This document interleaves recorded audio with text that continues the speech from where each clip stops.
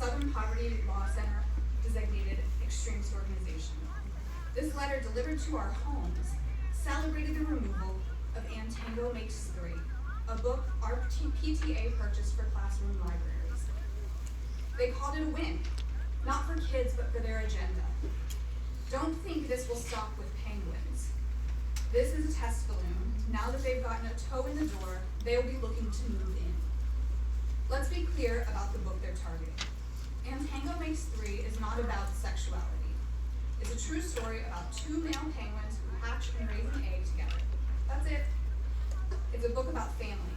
If that's considered dangerous, then so is Charlotte's Web, because last I checked, spiders don't usually write in cursive. This isn't about sex. It's about stories. It's about kids seeing themselves and their families on the page. That's not indoctrination. That's representation. The law they cite, the North Carolina Senate Bill 49, 2023, prohibits instruction on sexuality, gender identity, or sexual activity in K through 4 classrooms.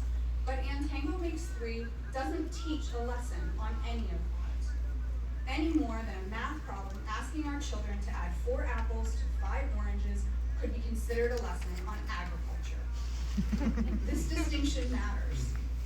And yet, despite repeated requests, our school administrators have been unable to provide the criteria by which this book was deemed non-compliant.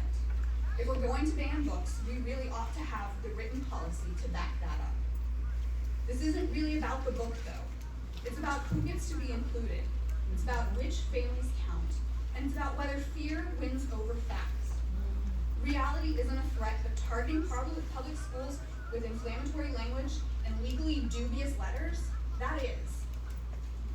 That's not protecting kids, that's scaring parents, silencing families, and shrinking the world our children are allowed to see, violating my parental rights. This board and this district have shown great courage in the face of this. You've stood for students' rights to read, to learn, to see themselves reflected on a bookshelf.